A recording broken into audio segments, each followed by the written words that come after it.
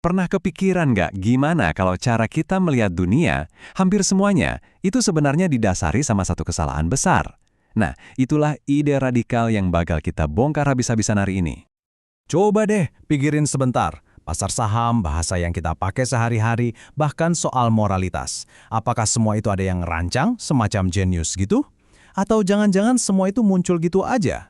Jawabannya, saya jamin bakal mengubah cara Anda melihat segalanya.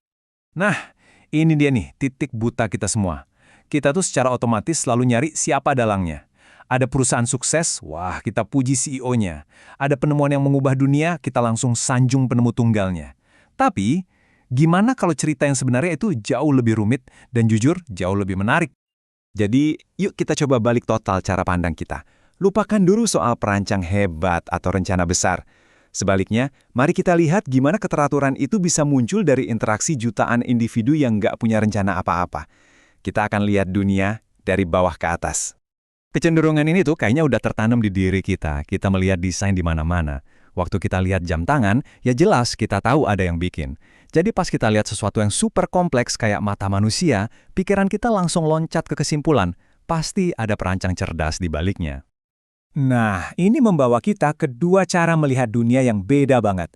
Pemikiran dari atas ke bawah itu selalu mencari yang namanya kait langit, semacam keajaiban dari atas yang menciptakan sesuatu yang kompleks secara instan. Sebaliknya, evolusi dari bawah ke atas itu kerjanya kayak derek. Dia membangun kompleksitas secara pelan-pelan, selangkah demi selangkah, dari bagian-bagian simple yang udah ada sebelumnya. Ini kesalahan klasik banget. Kita sering salah mengira korelasi sebagai sebab akibat.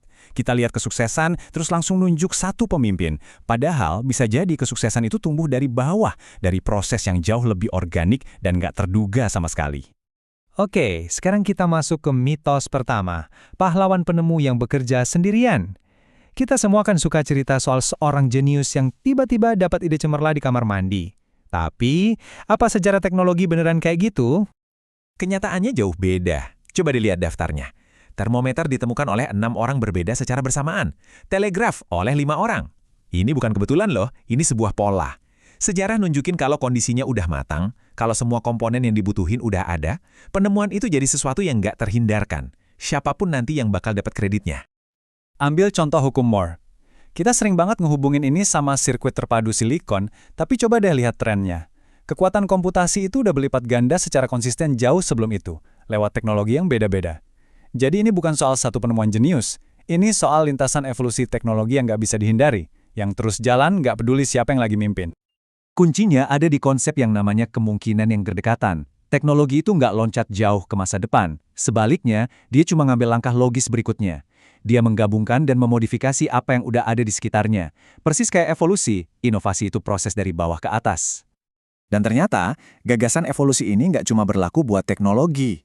Ia juga berlaku untuk sesuatu yang sangat personal buat kita, moralitas. Dari mana sih datangnya kebaikan? Apa harus diperintahkan dari otoritas yang lebih tinggi? Pandangan tradisional kan biasanya dari atas ke bawah.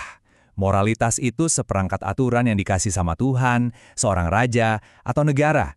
Tanpa mereka, katanya kita bakal jatuh ke dalam kekacauan. Tapi gimana kalau pandangan itu kebalik? Jauh sebelum terkenal dengan tangan tak terlihat di ekonomi, Adam Smith pernah ngajuin gagasan yang radikal banget soal moralitas. Menurutnya, moralitas itu nggak diturunkan, tapi muncul dari bawah, dari sifat alami yang dia sebut simpati. Kecenderungan kita buat ikut ngerasain kebahagiaan orang lain. Prosesnya itu organik banget. Lewat ribuan interaksi sosial setiap hari, kita secara kolektif bernegosiasi soal apa yang boleh dan nggak boleh. Seiring waktu, pola-pola ini mengeras jadi aturan gak tertulis, jadi kewajiban moral. Dengan kata lain, moralitas kita itu berevolusi. Oke, mitos terakhir yang akan kita bongkar adalah keyakinan bahwa masyarakat yang kompleks kayak ekonomi kita butuh seorang perencana pusat biar bisa berfungsi. Coba deh pikirin soal bahasa, pasar, atau bahkan adat istiadat. Semuanya itu sistem yang sangat teratur. Tapi siapa yang rancang? Jawabannya nggak ada. Inilah contoh paling kuat dari keteraturan yang muncul, hasil dari tindakan jutaan manusia, tapi bukan dari desain satu orang pun. Adam Smith nggambarin ini dengan indah banget. Waktu setiap orang cuma ngejar kepentingannya sendiri, mereka seolah-olah dipimpin oleh tangan tak terlihat untuk menciptakan kebaikan buat masyarakat, sebuah tujuan yang nggak pernah mereka niatin. Keteraturan muncul tanpa perlu ada rencana terpusat. Buktinya ada kok dalam kehidupan kita sehari-hari. Coba deh perhatiin polanya. Hal-hal yang disediain sama sistem dari bawah ke atas kayak pasar, makanan, pakaian, cenderung jadi lebih baik dan lebih murah. Sebaliknya, hal-hal yang sering diatur dari atas ke bawah, kayak layanan kesehatan atau pendidikan di banyak tempat, justru biayanya makin naik sementara inovasinya lambat. Kontrasnya jelas banget. Jadi, setelah kita ngelihat teknologi, moralitas, dan masyarakat, sebuah pola mulai kelihatan jelas banget kan? Melihat dunia dari bawah ke atas itu bukan cuma trik, ini adalah lensa yang sangat kuat untuk memahami hampir semua hal. Metafora ini kuat banget. Ide evolusi dari bawah ke atas ini tuh kayak asam universal. Sekalinya Anda paham di satu bidang, kayak biologi, Anda mulai ngelihatnya di mana-mana, melarutkan semua penjelasan lama yang dasarnya dari desain atas ke bawah. Pada akhirnya pesannya simpel tapi dalam banget. Baik itu internet, ekonomi global, atau aturan moral kita, nggak ada satupun dari itu yang dirancang oleh seorang jenius. Semuanya adalah produk evolusi, sebuah proses perubahan yang bertahap, nggak terarah, dan selalu muncul dari bawah ke atas.